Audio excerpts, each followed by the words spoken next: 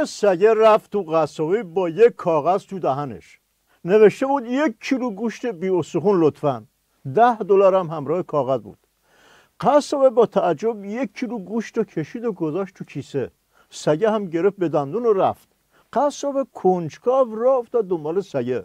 سگه رفت تا ایستگاه اتوبوس واساد. اتوبوس که اومد رفت جلو، شمارش رو نگاه کرد و برگشت، سوار نشد.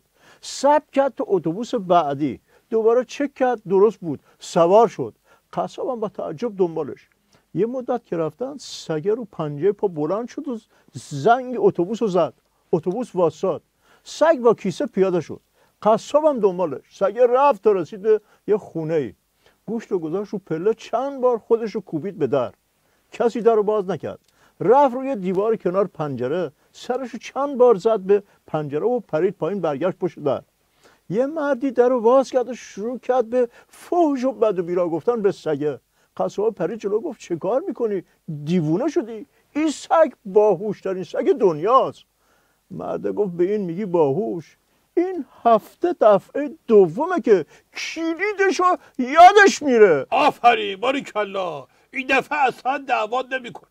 با اینکه همه فهمیدن که منظورت از قصاب من بودم، با یه سرکوفت ظریفم به مقام عضوای ولایت گفتی که اگه به اندازه سگ شعور داشت، بالاخره تو اون صحنه یه استراتژیستی پیدا میشد که ازش دفاع بکنه.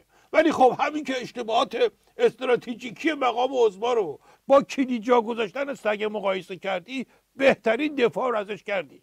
تاتی داری استراتژی میشی برای خودت. آیه دکتر، میخوام یه فهرستی از مشکلات نظام بخونم، البته فقط عنواناشو، که یک تصویری از وضعیت مقام عضوا داشته باشید. روک بگو پاشم برم دنبال کارم، هفته بعد بیام دیگه. ناکس. مرحوم ابوی همیشه میفرمودن بزن بهادر. عرض میکردم بله، میفرمودن که قایقه داشت غرق میشد، هلیکوپتر نجات اومد، شمرد دید یه جا کم داره. خلبان با بلندگو گفت من یکی سوال میکنم، هر کی درست جواب بده سوارش میکنم. به اولی گفت پایتخت انگلیس، طرف گفت لندن، گفت طرفو بگی بیا بالا. به دومی گفت واحد پول آمریکا، گفت دلار. طرف انداختن کشیدنش بالا. یکی رفت تا رسید به بدبخت بیچاره. بهش گفت بروندی، پایتختش کجاست، جمعیتش چقدر، واحد پولش چیه؟ طرف گفت ناکس. خب درست حسابی بگو جا ندارم دیگه، چرا این دم آخری رو کوفتمون میکنی؟ روشن شد یا همچی بزنم که از هلیکوپتر بیفتی تو قایق. آیه دکتر، این زایع بازار خالی بندیه که در جا تقش در میاد چیه دوباره عضما راه انداخته؟ خب یه کمی سبک سنگی کنه، اینطوری بیگدار به آب نزنه که برای عمام خودش خوب نیست که بگیم از ارومیه شلیک کردیم بعد بخوره تو پوزمون لو بره که از سلیمانیه بوده. خب مگه مجبوره این کار رو بکنه؟ خسته نباشی، تازه الان فهمیدی مجبوره؟ مثل که حواست نیست. اون جاهایی که تو بصره آتیش زدن زغال و منقل و پرچم و متن برجام و اینا نبوده ها، کنسولگری نظام بوده آتیش زدن. آیه دکتر، آتش زدن کنسولگری نظام و یه سری فحش و بد و بیرا به مقام عضوا که چیزی نیست. نظام الهی ما که باید پوسکلفتر از اینها باشه. این همه دفتر امام جمعه تو مملکت خودمون دارن آتش میزنن، فحش به عضوا هم که نوبرشون نیاوردن. بیاین من ببرم تو خیابون چیزایی باشه که مو بر اندامتون راست بشه. آیه دکتر، تقصیر منه که اول برنامه بهت گفتم تاتی استراتژی شدی، حالا زدی خرابش کردی. قربون برم، کنسولگری نظامو تو بصره شیعه های عراق آتیش زدن. تو حالیت یعنی چی؟ آیه دکتر، به هر حال قیمت سیطره بر منطقه رو باید بدیم. دنده عوض میکنی کلاج بگیر، اینطوری قیش نکنه. گوشمون رو گرفتن به نظر بیرون و تو از یه حرفای گنده میزنی. قیمت سیطره. مشنگه رفت دکتر گفت چته؟ گفت راستشو بخوای دلپیچه دارم، ولی خیلی دلم میخواد تو نسخم بنویسین پست تراباتیک دیس اوردر داره. خیلی کلاس داره این مریضی. آیه دکتر، یعنی نظام تو عراق اینطوری شده؟ سربسته بهت میگم تا بفهمیم که وقتی که یه چیزی گیرت اومده باشه، یه چیزی داده باشی، اسمش قیمته. وقتی هیچی تو دستت نباشه اسمش توسریه. مرحوم ابوی همیشه میفرمودن بزن بهادر، عرض میکردم بله میفرمودن 3 تا جغد راجع به شکارشون خالی بندی میکردن.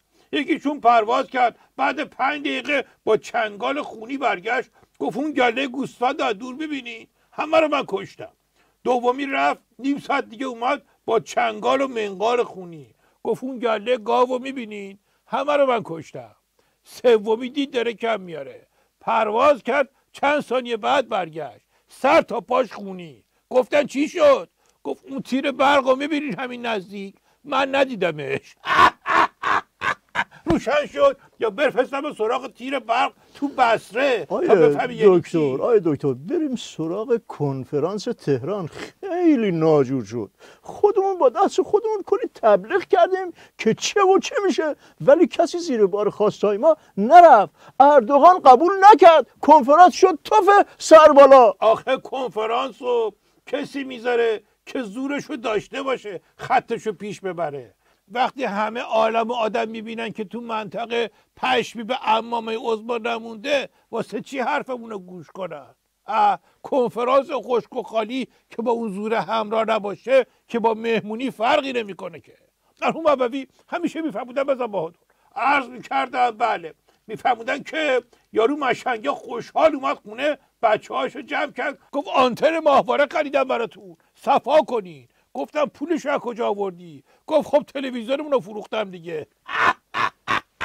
روشن شد یا کمی رنگ سفید قاطی کنم برات. آیه دکتر من میخوام زحمت جمع‌بندی رو از دوش شما بردارم.